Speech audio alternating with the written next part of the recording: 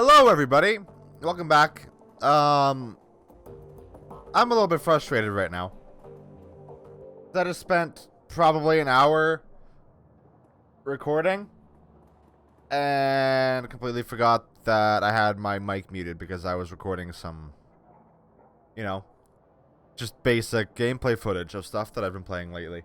So this is now my second time going through it. Thankfully, nothing super big happened yet, but I'm a little frustrated that I'm gonna have to reread all of the stuff that I just went through, especially one bit which is like super long. But we're building towards something really cool that I'm really excited about. So we're just gonna go through this, and I'm not gonna speed through everything because I want you guys to know what's happening. So yeah. Okay, so we're looking for a DVD player, in case you forgot. I did. Really? That is old tech. Very old, in fact. Just a moment. I will go look. She turns to rummage through a bin of obsolete components at the back of her stall. Ah, yes, here we are. The dwarf rustles a mid-sized flat-screen display out of the bin. This display has old enough hookups to connect to a DVD player. RCA, you know, vintage. The player itself, though, this I do not have. You may wish to try your luck down at the junkyard. There is a scavenger there, a primitive man with a crude disposition. If anyone in the Cruise Bazaar can help you find your DVD player, he can. But he will almost certainly attempt to overcharge you for it. She takes a deep breath and smiles up at you. But you are not here for gossip. Shall we conclude our business? I could give you the display for, say, 200 new yen. Paul Amsel set to charge it to his account. Ah, very well. I will have it packaged up and delivered to her Amsel straight away. Best of luck finding your DVD reader. Okay, and before we go find that, we're going to go talk to Altug real quick because there's something that we need to talk to him about. Even though I'm pretty sure he's gonna talk to us about the surveillance devices that we found on the router, the Wi-Fi routers that he has around town. Even though we didn't tell him about that, I'm pretty sure we didn't tell him about that. I'm pretty sure I specifically said I'm not going to tell him about it because I'm going to keep it to myself because I don't quite trust him. Let's keep that to ourselves. But, sure. The Turk leans into you, keeps his voice low. I have information regarding the matter my people were looking into, Effendum. The one involving the surveillance data on my data tab.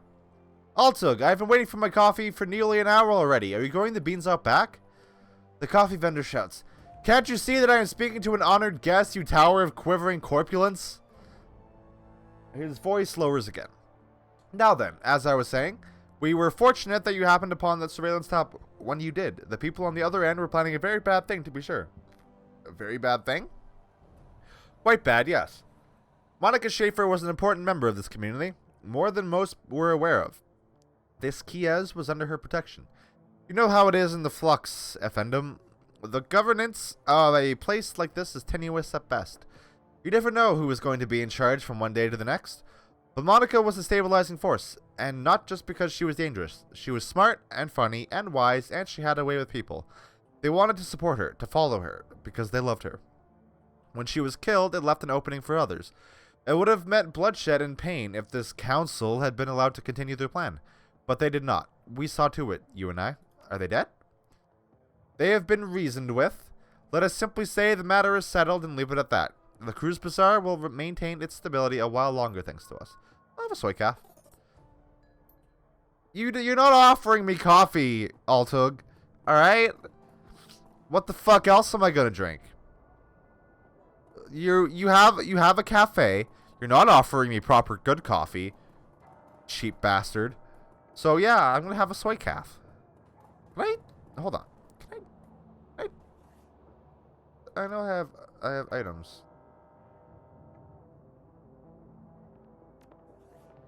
The soy calf doesn't go anywhere. I guess I just drink the soy calf. But I have the Turkish coffee still. I don't know why I still have the Turkish coffee. Is that going to come into play later? I wonder. A stout old man looks up from whatever old tech he's tinkering with to squint at you through thick, old-fashioned glasses. He pushes them up with an oil-stained finger as he straightens up to nod at you. He speaks with a gruff but well-meaning tone, heavily accented with German tonality. Guten Tag, what can I do for you? Malik tells me you're the man to speak to about DVDs. That little shrew sent you my way, huh? Shawty's smile broadens. Will wonders never cease? Well, introductions are in order, I suppose. Shawty Bookman at your service. The old man raises a grimy hand in salute. Need something salvaged? Some old components? Veilaked? Sure. I hope that's the only time that word occurs. I'm indeed your man. Wonderful. How about the DVD player? Well, let's see. I think I've got something that'll work for you. Shawty rummages through the junk heaped on the table behind him. A few seconds later, he snatches a battered plastic lozenge shape from the pile.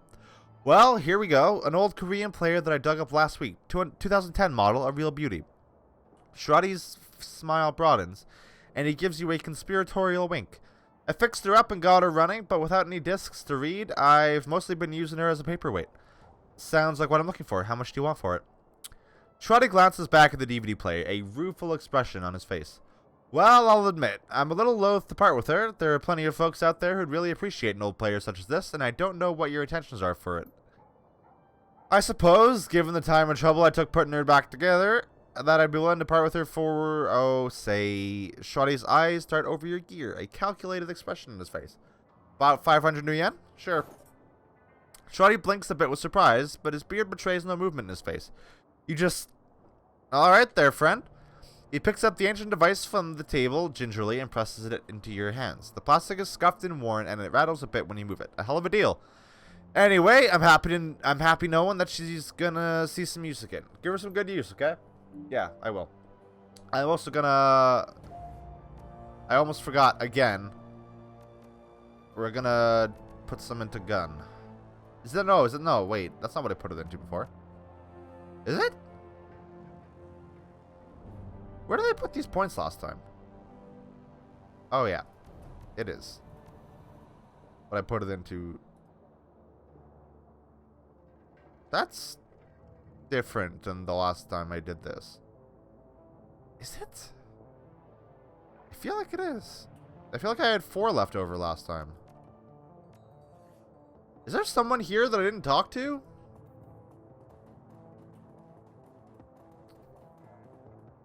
No, I feel like I'm pretty on par with where I was before. That's weird. I don't understand. All right.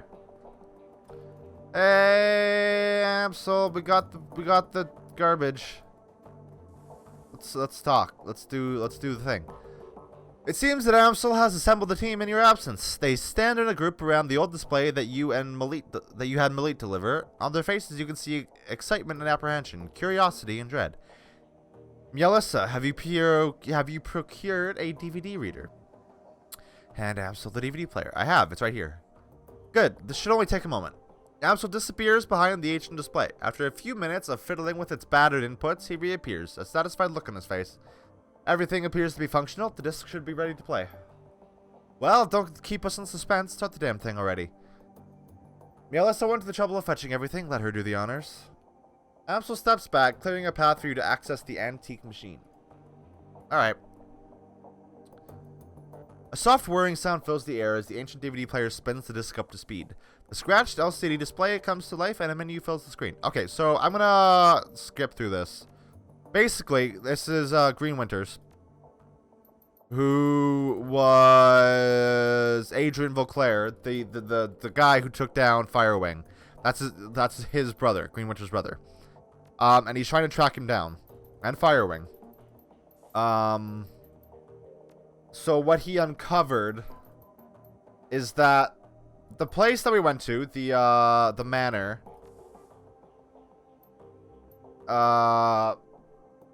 is essentially the den of Firewing. Firewing is still alive, and the manor that we went to is her den. Somebody on the Shadowrun BBS was killed by the orc with skin grafts that we encountered there.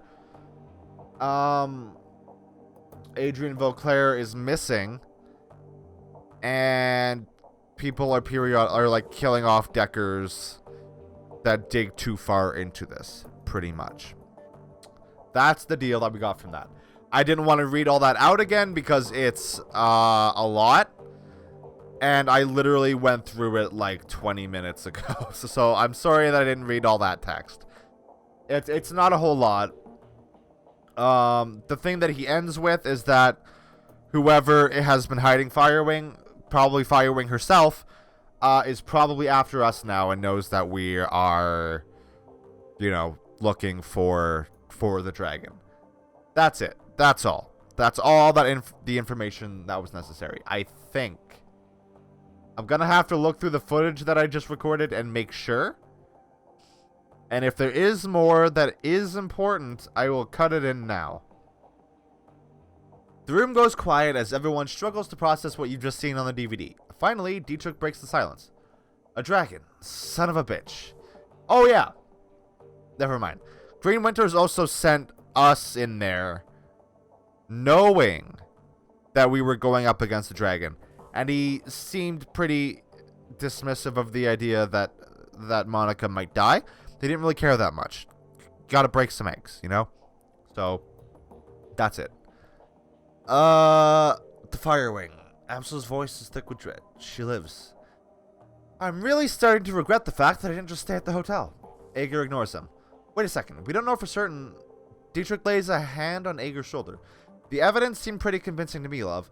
I'll even take it a step further. I think that secret facility that we stumbled into was her lair. The room falls silent. Ager and Glory exchange glances. After a moment, Dietrich continues. Just think about it. The decker that Winters got those coordinates from was posting about Firewing.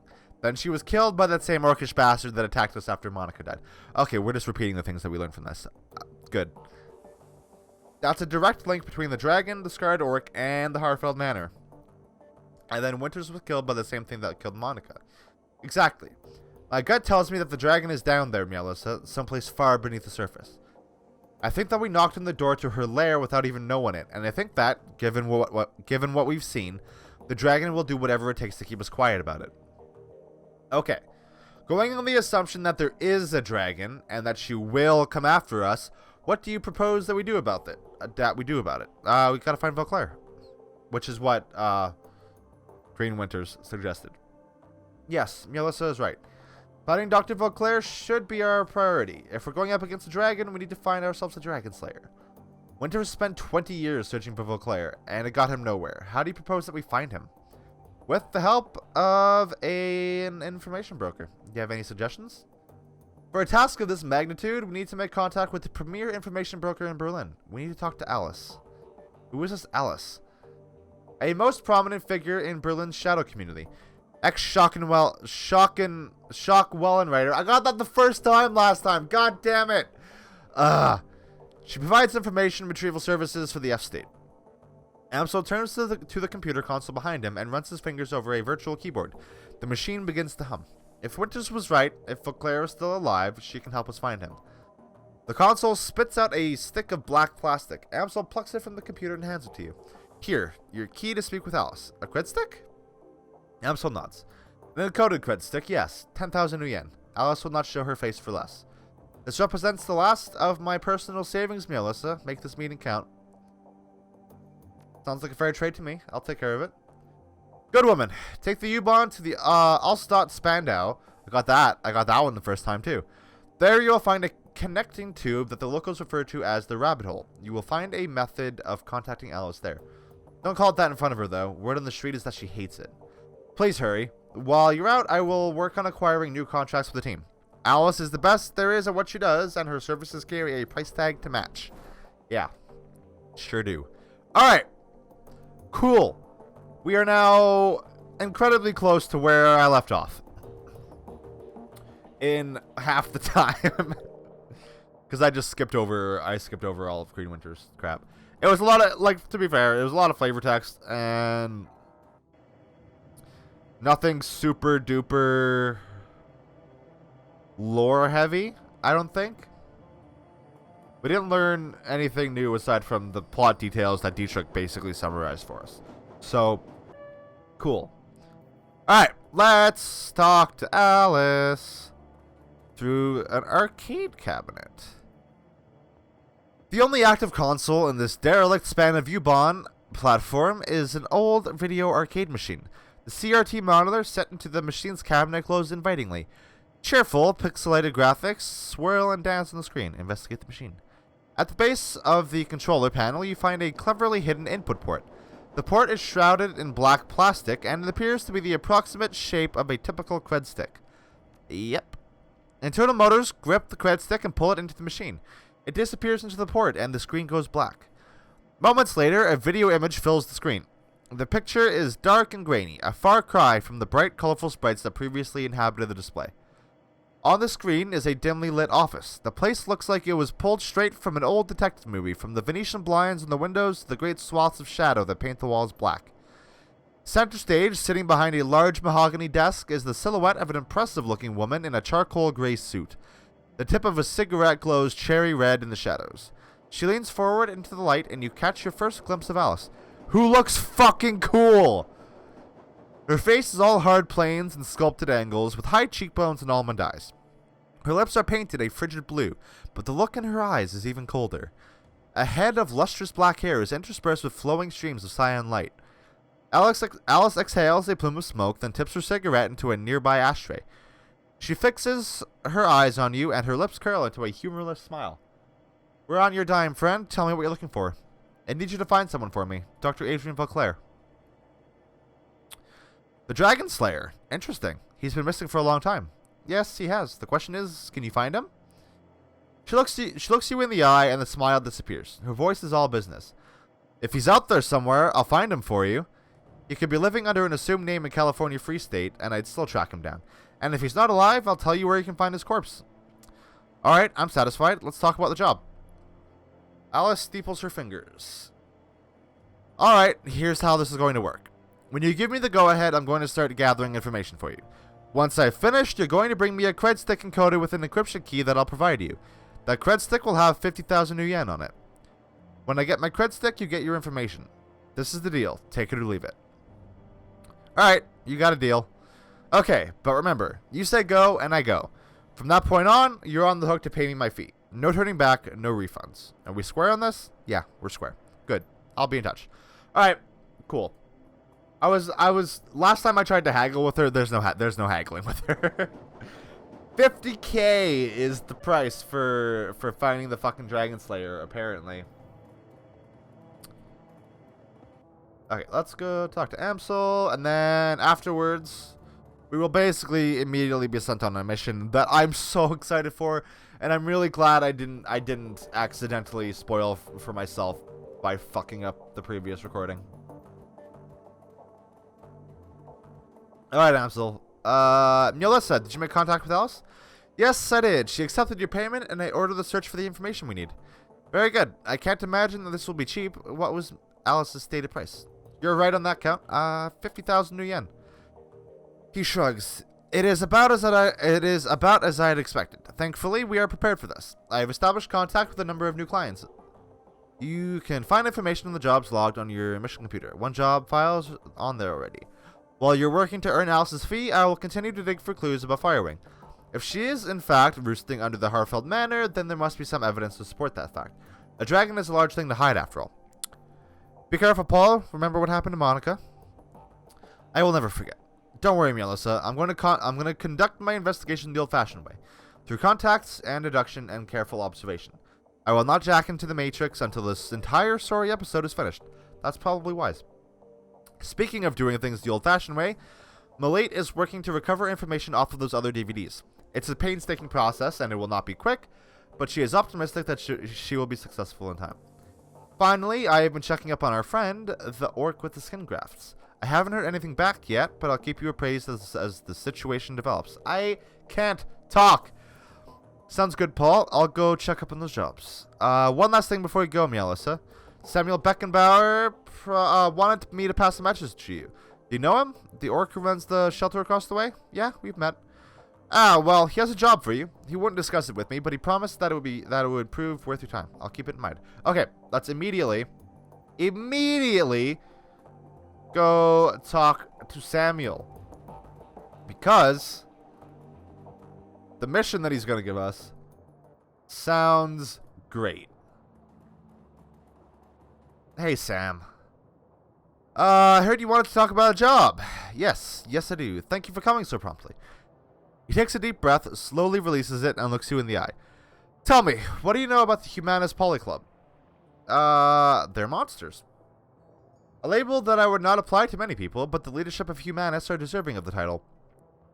They corrupt angry young humans into bile-spewing hate-mongers. Their bloody rhetoric helped to instigate the Night of Rage. Night of Rage? A worldwide race riot that took place in February of 2039. Thousands of innocent metahumans were attacked, beaten, and killed.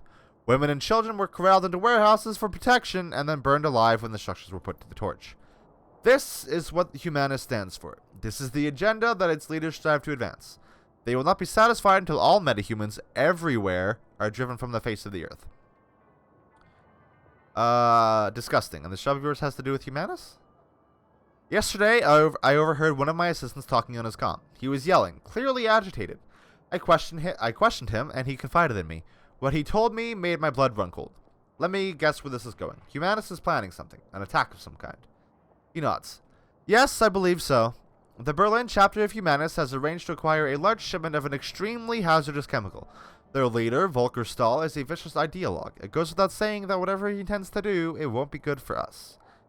I want you to infiltrate the smuggling operation that is delivering the shipment. Once you arrive at the Humanist compound, you will find out what they're planning to do with the chemical and put a stop to it. What makes you think they'll talk to me? I'm no more human than you are. Many of the smugglers are metahumans. If you travel with them, Humanists will allow you into their compound. The rest will be up to you. Why would Humanists deal with a metahuman-run operation? Presumably because they're the best option available. Stahl is nothing if not a pragmatist. He will work with metahumans when it suits him to do so. When he's finished with them, he'll discard them and move on. Wouldn't it be easier to just hijack the shipment? Why allow it to get to the Humanist compound at all? He shakes his head. No. Stopping the shipment would not stop Humanists. They would merely acquire another. For a pack of snarling racists, they are extremely well funded. Let's talk compensation. What does the gig pay?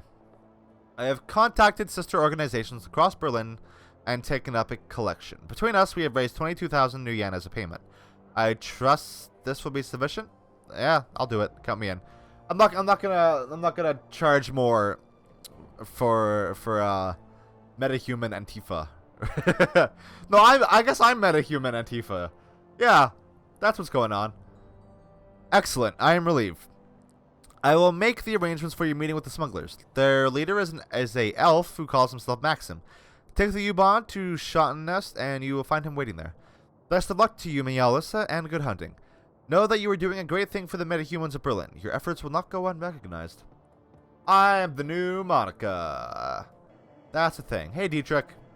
Alright. A lone figure stands in the U-Bahn station. Dietrich. He raises a bottle at your approach, then tosses it away.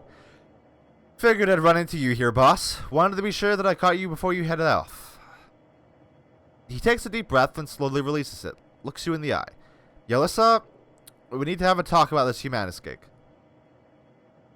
Alright, but make it quick. Well, I've got a history with Humanists. I fought him back in 39, during the Night of Rage. Hell of a thing that was. I remember the terror, the senseless violence, the murdered children. I remember this little dwarf boy. They stuffed his body in the gutter, Meowlissa. I can still see his face, all bruised and broken. To this day, it makes my blood boil. Anyway, long story short, we beat him. Berlin's punks and anarchists all came together and we stomped the living dreck out of those racist pigs. I fucking love Dietrich so much. He's such a good character. A lot of good people died that night, but we put down some of the bad ones too. Let me guess. Do you want to come on the Humanist job? The Humanist run so you can finish the job. That's part of it, sure, but it's not the whole story. I don't just want to come on this run, boss. I have to come. It's my nephew, Alexander. He signed on with Humanist, driven to it by his worthless sack of a dad, no doubt. Why would his father do that? Can't say for certain why that man does anything. I've never seen eye to eye with him, not even when we were kids. My best guess is that he's treating Humanist as a boarding school. They feed and house their recruits, and that's money that he'd rather spend on himself. So he dumped his boy off on them, never mind the fact that they're fascist swine. Dietrich looks you in the eye. I've got to get Alexander out of there, Meowlissa, before it's too late. Those monsters are experts at warping young minds. That's how their disgusting ideology propagates. So I'm asking you, as a personal favor, to let me come along on the run. I have to get into that compound, Meowlissa. I have to find Alexander. I have to turn him around before those animals make him do something unforgivable. Of course, Dietrich. Yeah, totally. Thanks, boss. Never doubted you'd bring me, of course. You're too good of a woman for that. But it's good to hear it all the same. I mean, you're the only one that has, like, a proper healing spell. So, I'd bring you anyway. That might sound slightly crass. Or, no, you know what? I'm not going to bring Ager. I'll bring Glory. Wait, where's Glory? Oh, there. And I'll bring Lucky Strike. Because Lucky Strike sounds fucking cool. Lucky Strike is cool. From our one interaction with her, she's a badass, and I want to bring her with us. The U-Bahn rattles to a halt at the edge of Kreuzberg. You're only a few blocks away from Schottenest, the Kiev that Maxim and his smugglers call home. According to Samuel, they should be expecting you.